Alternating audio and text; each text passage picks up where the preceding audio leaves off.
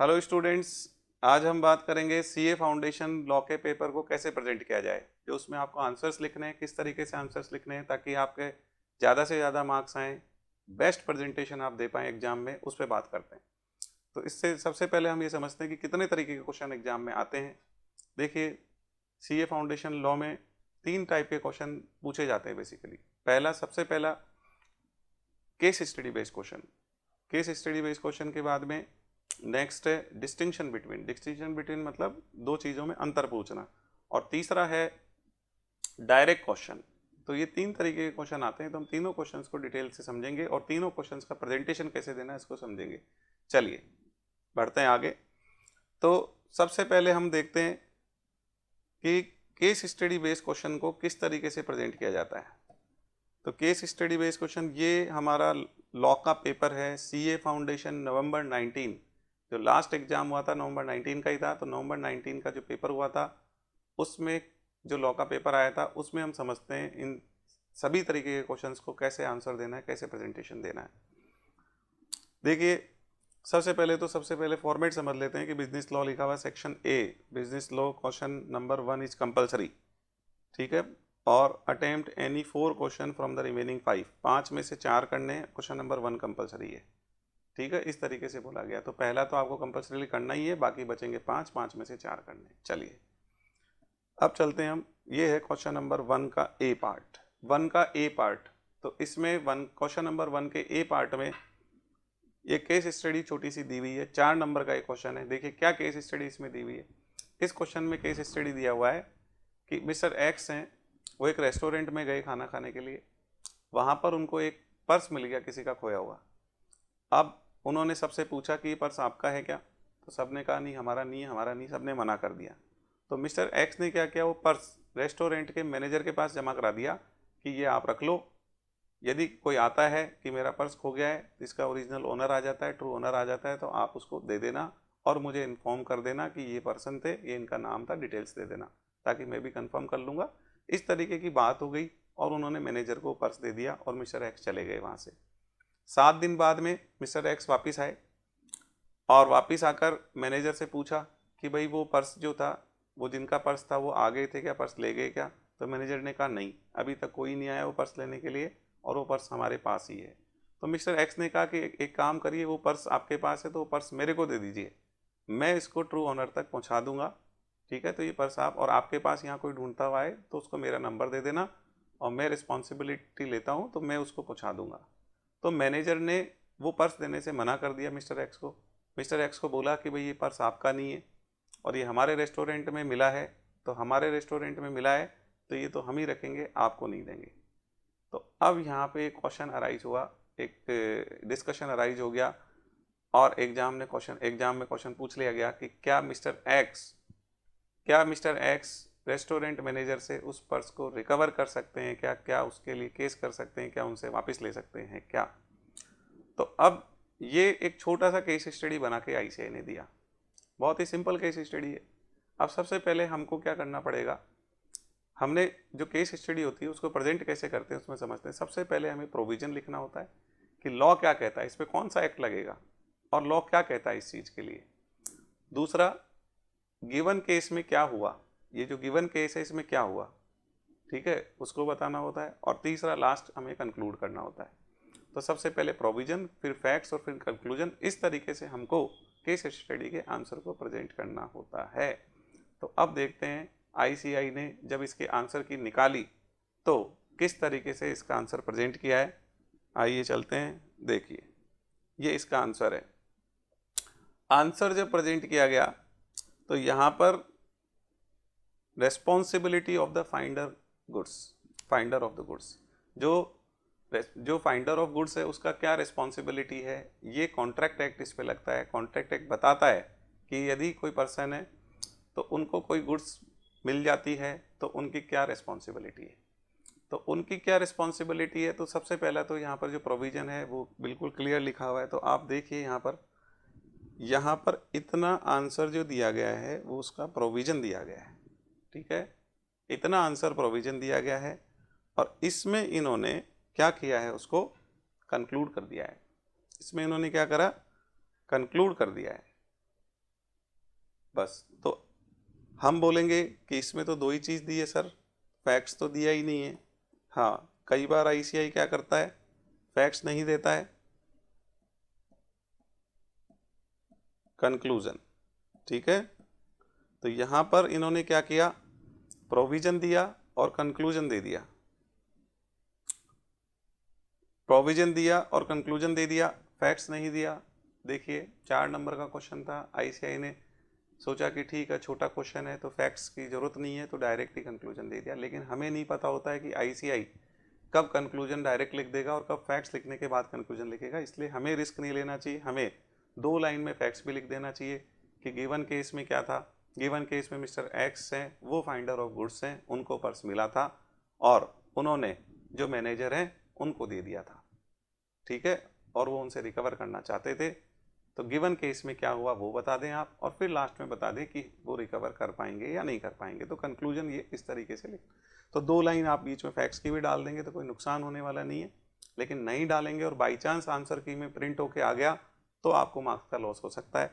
अब एक बहुत ही बढ़िया चीज़ आपको बताएं कि इसका वेटेज ऑफ मार्क्स कैसे रहेगा, ये बहुत अच्छी चीज़ है। तो इसका वेटेज ऑफ मार्क्स रहेगा, ओ मतलब जो इसके आंसर की आईसीआई ने निकाली थी, तो इसमें क्या है, वेटेज ऑफ मार्क्स भी निकालते हैं लोग। तो इसका वेटेज ऑफ मार्क्स रहा है 3 मार्क्स और 1 मार्क।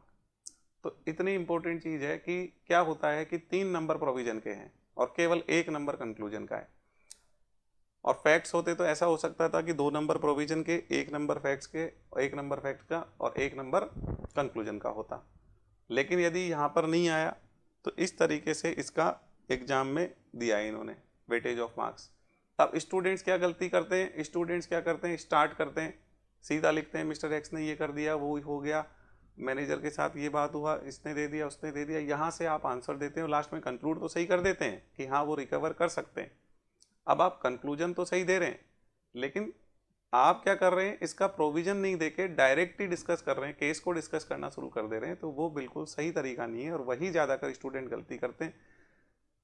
आप केस डिस्कस करके कंक्लूड करके आ जाएंगे, प्रोविजन नहीं लिखेंगे तो आपको 4 में से 1 ही नंबर मिलेगा। और आप प्रॉपर प्रोविजन डिटेल से लिखने के बाद में फैक्ट्स लिख के और फिर कंक्लूजन देंगे तो फिर पूरे पूरे मार्क्स मिलेंगे। तो ये इस तरीके का वेटेज ऑफ मार्क्स है एग्जाम में। तो आप देख सकते हैं कि कितना ज़्यादा वेट हमेशा प्रोविजन पे रह रहा है। आप एक चीज़ नोट कर लें, प्रोविजन को कम से कम 50% मार्क्स का वेट है। यदि 5 नंबर का क्वेश्चन है तो 2.5 मार्क तो हमेशा आईसीआई देता ही है प्रोविजन को। कम से कम 50% है, कई बार 60%, 70%, 75% तक भी प्रोविजन का वेट चला जाता है। तो प्रोविजन लिखना, केस स्टडी बेस्ड जब क्वेश्चन आता है तो उसमें प्रोविजन लिखना सबसे इंपॉर्टेंट होता है। और स्टूडेंट क्या करते हैं कि प्रोविजन ही नहीं लिखते हैं, पूरा केस डिस्कस करके कंक्लूड कर देते हैं, इसलिए उनके मार्क्स नहीं आते हैं। वो कहते हैं हमने लॉ का पेपर पूरा पूरा लिखा, सही लिखा, सब कुछ सही लिखा, लेकिन हमारे नंबर ही नहीं आए, हमारे नंबर उन्होंने गलत तरीके से काट लिए, हमारे को नंबर नहीं दिए, आईसीआई ने गलत कर दिया। वो इस तरीके के ब्लेम करते हैं। देखिए ब्लेम ना करें, आप समझें, आप सीखें कि सही तरीका क्या है आंसर लिखने का। तो ये हमने केस स्टडी देखी। तो प्रोविजन का 3 नंबर है और कंक्लूजन का 1 नंबर है। तो ये हमें समझ में आया किस तरीके से आंसर प्रेजेंट करना है। चलिए अब आगे बढ़ते हैं और हम चलते हैं और केस स्टडी देखते हैं, एक केस स्टडी और देखते हैं, उससे आपको और क्लियर होगी चीज़ें किस तरीके से आईसीआई। तो यहाँ पर एक केस स्टडी और ले रहे हैं हम लोग। देखिए ये नेक्स्ट केस स्टडी पे आ गए हम। ये है केस स्टडी, ठीक है, ये केस स्टडी है मास्टर एक्स, मतलब ये माइनर हैं, इनको पार्टनरशिप हम एबीसी एंड कंपनी में पार्टनर बना रखा था, केवल प्रॉफिट्स में पार्टनर बना रखा था। अब ये क्या हुआ, मेजर हो गए। मेजर होने के 6 महीने और निकल गए।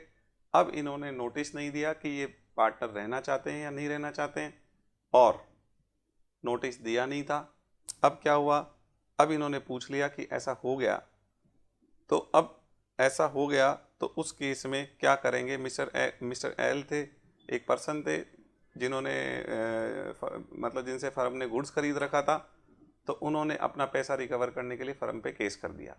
तो इस केस में जो माइनर थे अभी मेजर हुए हैं और 6 मंथ होने पर उन्होंने कुछ भी नोटिस नहीं दिया गया, उन्होंने कुछ भी नहीं बताया कि वो पार्टनर रहना चाहते हैं या नहीं रहना चाहते हैं। तो ऐसे केस में फर्स्ट पॉइंट पूछा उन्होंने कि क्या उन्होंने पब्लिक नोटिस नहीं दिया है तो क्या मिस्टर एक्स लाइबल होंगे। ठीक है, तो मिस्टर एक्स क्या लाइबल होंगे। दूसरा इन्होंने ये पूछा है कि क्या एल जो है, मतलब जो सप्लायर थे, वो क्या मिस्टर एक्स से पैसा रिकवर कर सकते हैं। तो ये दो चीज़ इन्होंने पूछ ली, तो ये केस स्टडी बना के दिए। तो सबसे पहले तो प्रोविजन की बात करेंगे। प्रोविजन क्या कहता है? प्रोविजन है पार्टनरशिप। सबसे पहले एक्ट कौन सा लगता है? पार्टनरशिप एक्ट है। और इसका प्रोविजन क्या कहता है? इसका प्रोविजन कहता है कि कोई माइनर है, यदि वो मेजर हो जाता है और 6 महीने में यदि नोटिस देके क्लियर कर दे कि मैं पार्टनर रहना चाह रहा हूँ या नहीं रहना चाह रहा हूँ तो ठीक है, यदि नहीं क्लियर करता है तो 6 महीने जिस दिन ख़त्म हो जाते हैं उस दिन के बाद में उसको डीम्ड पार्टनर मान लिया जाएगा और वो बाकी पार्टनर्स के जैसे ही रिस्पॉन्सिबल होगा। तो सबसे पहले क्या करना पड़ेगा? हमको प्रोविजन देना पड़ेगा। तो सबसे पहले यहाँ पर जैसे आप देखेंगे तो इसमें प्रोविजन दिया गया है कि क्या, ये देखिए आप, प्रोविजन, प्रोविजन क्या है? तो यहाँ तक प्रोविजन लिखा गया है। तो प्रोविजन कितना है इसमें? आंसर में आप देखेंगे तो प्रोविजन, इतना प्रोविजन लिखा गया है। ठीक है, तो ये प्रोविजन है। तो उसकी लाइबिलिटी, ये भी प्रोविजन ही दिया गया है। तो इतना प्रोविजन इसमें दिया गया है। प्रोविजन काफ़ी बड़ा है, प्रोविजन प्रॉपर डिटेल से दिया गया है। ये 6 नंबर का क्वेश्चन है। तो 6 नंबर में से 3 नंबर होते हैं प्रोविजन के। 6 नंबर में से 3 नंबर प्रोविजन के होते हैं। अब हम आगे चलते हैं नेक्स्ट पेज पे। तो अब हम देखते हैं यहाँ पर कि प्रोविजन के बाद में ये इन्होंने यहाँ पर आगे लिखा। तो इसमें इन्होंने क्या करा, यहीं पर इन द इंस्टेंस केस, मतलब फैक्ट्स क्या थे? फैक्ट्स क्या थे कि एक्स ने पब्लिक नोटिस नहीं दिया और वो पार्टनर बन गए, ये फैक्ट्स थे। ठीक है, और कंक्लूजन क्या है कि वो पर्सनली लाइबल माने जाएंगे, ये कंक्लूजन है। ठीक है, तो इसका 1.5 मार्क है क्योंकि 2 पॉइंट पूछे थे। तो 6 नंबर का क्वेश्चन था, 3 नंबर प्रोविजन को गए और 1.5 मार्क पहले पॉइंट को गए और 1.5 मार्क दूसरे पॉइंट को गया। इसमें भी यही कहा इन्होंने कि यहाँ पर पब्लिक नोटिस नहीं दिया है और पब्लिक नोटिस नहीं देने से 6 महीने निकल गए और उनको डीम्ड पार्टनर मान लिया गया है। इसलिए जो सप्लायर हैं वो उनसे रिकवर कर सकते हैं, जो माइनर पार्टनर मेजर हुए उनसे, बाकी पार्टनर से जैसे रिकवर कर सकते हैं वैसे ही इनसे भी रिकवर कर सकते हैं। इस तरीके का इन्होंने, तो क्या किया गया है यहाँ पे, जो फैक्ट्स है और प्रोविजन है उसको एक साथ मर्ज करके लिखा गया है। फैक्ट्स और प्रोविजन को साथ में लिख दिया गया क्योंकि 2 पॉइंट पूछे थे अलग अलग। तो पहले पॉइंट के फैक्ट्स और फिर उसका कंक्लूजन, दूसरे पॉइंट के फैक्ट्स उसका कंक्लूजन। तो उसको बहुत डिटेल से अलग अलग पैराग्राफ बनाते इतना ज़रूरत नहीं था, इसलिए इन्होंने इसको यहीं पे कट शॉर्ट करके एक लाइन में फैक्ट्स दे दिए और एक लाइन में कंक्लूजन दे दिया। ऐसे ही नीचे किया, 3-4 लाइन में इन्होंने फैक्ट्स दे दिए और एक 1.5 लाइन 2 लाइन में कंक्लूजन दे दिया। ये लिखा है यहाँ पे देयरफॉर का मतलब इसके परिणाम स्वरूप ये होने वाला है। तो ये इन्होंने प्रोविजन दे दिया, मतलब 1.5 लाइन में इन्होंने कंक्लूजन दे दिया। तो कुल मिला के हमें ये समझ में आया कि सबसे ज़्यादा वेट तो प्रोविजन को ही जा रहा है। 3 नंबर प्रोविजन को गए और 1.5 मार्क्स। तो मतलब कोई बच्चा, मान लीजिए कि कोई केस को समझ नहीं पाया कि क्या केस हो, पर उसको पता चल गया कि ये क्या चीज़ के बारे में बात कर रहे हैं और ये उसका केवल प्रोविजन लिखा है, तो भी उस केस स्टडी में 50% मार्क्स कम से कम उस बच्चे को मिल जाएंगे। तो आप ऐसा सोच के देखिए कि हमारे को लॉ के प्रोविजन याद है, कोई नई केस स्टडी आ गई और उस केस स्टडी में कंक्लूजन क्या होगा वो हमें ज़्यादा समझ नहीं आ रहा है, तो आप क्या है, कंक्लूजन की तरफ ना जाएं, कंक्लूजन को छोड़ें, प्रोविजन बहुत अच्छे से लिखें। फैक्ट्स जो हैं वो सामने ही होते हैं, फैक्ट्स लिख दें आप। तो कंक्लूजन लिख दें, फैक्ट्स सॉरी आप लिख दें, सबसे पहले प्रोविजन लिख दें और फिर आप क्या करें, फैक्ट्स लिख दें। उसके बाद जो कंक्लूजन यदि आपका गलत भी हो जाता है तो जो प्रोविजन के 3 नंबर ऊपर मिल जाएंगे आपको, और फैक्ट्स का जो मार्क्स होगा आपको फैक्ट्स के मार्क्स भी मिल जाएंगे। तो आपको 6 में से 4 नंबर मिलने का पॉसिबिलिटी रहेगा यदि आपका कंक्लूजन गलत भी है तो। लेकिन प्रोविजन को आप बहुत डिटेल से प्रेजेंट करेंगे तो आपके फैक्ट्स और प्रोविजन है वो, तो प्रोविजन आपको क्लिक कर जाता है तो प्रोविजन आप लिखें और फैक्ट्स लिख दें। कंक्लूजन गलत भी होता है तो आपको मार्क्स मिल जाएंगे। ये स्टेप मार्किंग सिस्टम है, इसमें आपको मार्क्स मिलेंगे। तो इंपॉर्टेंट चीज़ क्या है कि केस स्टडी बेस्ड जो क्वेश्चन होता है उसमें किस तरीके से मार्क्स निकालने हैं आपको, आईसीआई से कैसे मार्क्स लेने हैं, वो आपको टेक्निक आनी चाहिए, वो आपको तरीका पता होना चाहिए, तभी आप कर पाएंगे। ज़्यादा से ज़्यादा मार्क्स स्कोर तभी कर पाएंगे, अदरवाइज आप कैसे कर पाएंगे। ठीक है, तो ये था हमारा सबसे इम्पोर्टेंट पार्ट जो था कि केस स्टडी बेस्ड क्वेश्चंस को कैसे प्रेजेंट करना है, वो था। अब हम चलते हैं नेक्स्ट कि डिस्टिंक्शन बिटवीन के जो क्वेश्चन आते हैं उनको कैसे प्रेजेंट करें। तो इसी पेपर में एक डिस्टिंक्शन बिटवीन का क्वेश्चन आया था, ये देखिए ये क्वेश्चन है यहाँ पर। इस क्वेश्चन का प्रेजेंटेशन ऐसे जाएगा, हमेशा टेबुलर फॉर्म में बना दें, जिन दो चीज़ों में डिफरेंस रखा पूछा गया उन दोनों के कॉलम बना दें और एक जो बेसिक है, बेसिस जो है, एक बेसिस का कॉलम बना दे कि क्या बेसिस है और दोनों पॉइंट लिख दें यहाँ पे, और ऐसे करके आप क्या करें, 3 पार्ट में सीरियल नंबर भी देना चाहें तो सीरियल नंबर दे दें, सीरियल नंबर नहीं भी देंगे तो चलेगा। ठीक है, इस तरीके से आपका प्रेजेंटेशन रहेगा। 1 2 3 एंड 4 कॉलम्स बना दें आप, और बना के और प्रॉपर तरीके से आप बेसिस लिखते जाएं और इसमें जो डिफरेंस है वो बताते जाएं, तो इसमें आपको पूरे पूरे मार्क्स मिलते हैं। तो जो डिफरेंस का क्वेश्चन पूछा जाता है उसको प्रेजेंट करने का सबसे बेस्ट तरीका ये रहता है। अब हम चलते हैं लास्ट में, जो क्वेश्चन है डायरेक्ट क्वेश्चन। डायरेक्ट क्वेश्चन आते हैं उसको कैसे प्रेजेंट करना है। डायरेक्ट क्वेश्चन क्या होता है, जबकि डायरेक्टली जैसे कैरेक्टरिस्टिक्स पूछ लिया गया या ऑब्जेक्टिव पूछ लिया गया, ये डायरेक्ट क्वेश्चन होता है। तो नवंबर 19 में भी जो डायरेक्ट क्वेश्चन आया था, देखिए ये डायरेक्ट क्वेश्चन था। Question number 2A, define consideration, consideration को डिफाइन करें, what are the legal rules regarding the consideration under the Indian contract act. ये तो डायरेक्ट क्वेश्चन हो गया कि इसकी डेफिनेशन दो और उसके लीगल रूल्स बताओ, या कैरेक्टरिस्टिक्स बताओ, या ऑब्जेक्टिव बताओ, लिमिटेशन बताओ, ये डायरेक्ट क्वेश्चंस होते हैं। ऐसे क्वेश्चंस को कैसे हैंडल किया जाता है, कैसे डील किया जाता है, देखते हैं ऐसे क्वेश्चंस को कैसे हैंडल किया जाता है। देखिए, कंसिडरेशन की डेफिनेशन मांगी है, तो जो कंसिडरेशन की डेफिनेशन होती है वो आप दे दें। सबसे पहले 7 नंबर का क्वेश्चन है, 7 मार्क्स का क्वेश्चन है, तो इसका ब्रेकअप क्या है, इसका ब्रेकअप ये है कि ये 2 मार्क्स का जो है डेफिनेशन मांगा है वो है, और 5 मार्क्स के जो लीगल रूल्स मांगे हैं वो है। ठीक है, तो आईसीआई ने क्या जो इसका मार्क्स अलॉट किया था वो कैसे अलॉट किया था कि 7 पॉइंट है तो 1 मार्क फॉर ईच पॉइंट। ठीक है, और 5 पॉइंट कोई बच्चा लिख देगा तो उसे 5 मार्क्स मिल जाएंगे, यदि 6 या 7 लिखता है तो उसका एक्स्ट्रा मार्क्स नहीं है। ठीक है, तो 5 पॉइंट है, वैसे टोटल इसमें 7 पॉइंट्स है, लीगल रूल में 7 पॉइंट्स है, लेकिन कोई 5 पॉइंट्स भी लिख देगा तो हम उसे पूरे मार्क्स दे देंगे। इस तरीके से आईसीआई ने ये कॉपीज चेक की थी, तो आईसीआई ने गलत नहीं किया, 7 पॉइंट है, यदि 5 पॉइंट भी बच्चा लिख रहा है तो उसे पूरे मार्क्स दे रहा है आईसीआई। इस तरीके से कॉपीज चेक हुई हैं। तो आप सोच के देखिए कि किस तरीके से मार्किंग होती है। तो आपको डेफिनेशन लिखना है और जो 5 पॉइंट है वो लिख के आना है, तो you will get full marks. 7 point है लेकिन आपने 5 लिख दिए तो फुल मार्क्स। कई बार आईसीआई क्या करता है, 7 में डिस्ट्रीब्यूट कर देता है, कई बार 4 मतलब 5 में डिस्ट्रीब्यूट करता है, तो इसलिए लेकिन हमें क्या करना चाहिए, हमें प्रिकॉशनरीली 7 पॉइंट है तो 7 ही लिख देने चाहिए, लेकिन हमें ये माइंड में होना चाहिए कि हमने 5 भी लिखे, 1-2 पॉइंट छूट गया तो हो सकता है आईसीआई उसमें फुल मार्क्स दे दे। कोशिश तो यही करनी चाहिए 7 में से 7 लिख दें, लेकिन इस क्वेश्चन में जैसे मार्किंग हुई थी आईसीआई में, वो मैं आपको बता रहा हूँ आईसीआई ने इस तरीके से इस क्वेश्चन में मार्किंग की थी। ठीक है, तो डायरेक्ट क्वेश्चन को प्रेजेंट कैसे करना है, जो चीज़ पूछी जा रही है एज इट इज़ लिख देनी है, पॉइंट्स जो पूछे जा रहे हैं लिख दें, हेडिंग लिख दें, हेडिंग लिखने के बाद उसके जो अंदर की डिटेल्स हैं उसको आप प्रेजेंट कर दें। ये तरीका होता है डायरेक्ट क्वेश्चन का। चलिए अब हम बात करते हैं एक बहुत ही इंपॉर्टेंट मुद्दे पे। स्टूडेंट्स का कहना होता है कि सर क्या एज इट इज़ जैसे आईसीआई की लैंग्वेज है वैसा का वैसा एग्जाम में लिख के आए क्या, क्या उसको एज इट इज़ रट लें क्या। तो इसका आंसर है नो, बिल्कुल आपको एज इट इज़ नहीं लिखना है, आपको केवल कीवर्ड्स का ध्यान रखना है और आप अपनी ऑन लैंग्वेज में आराम से आंसर लिख के आ सकते हैं, एक एक लाइन बिल्कुल ना रटें। तो हम समझते हैं इस चीज़ को कि कैसे कीवर्ड्स का ध्यान रखा जाता है और कैसे कीवर्ड्स को आइडेंटिफाई किया जाता है, इस पे हम चलते हैं। देखिए, ये एग्ज़ाम में या जैसे एग्ज़ाम में क्वेश्चन आया है और आपकी बुक में भी ये प्रोविज़न दिया हुआ है, तो इसको कैसे तैयार किया जाएगा देखते हैं। Responsibility of the finder of the goods, तो ये एक हमको याद करना है। मान लीजिए ये मैटर दिया हुआ है, ये आपकी बुक में भी दिया हुआ है, इसको याद करना है। तो आप याद कैसे करेंगे कि रेस्पॉन्सिबिलिटी क्या होती है फाइंडर ऑफ गुड्स की।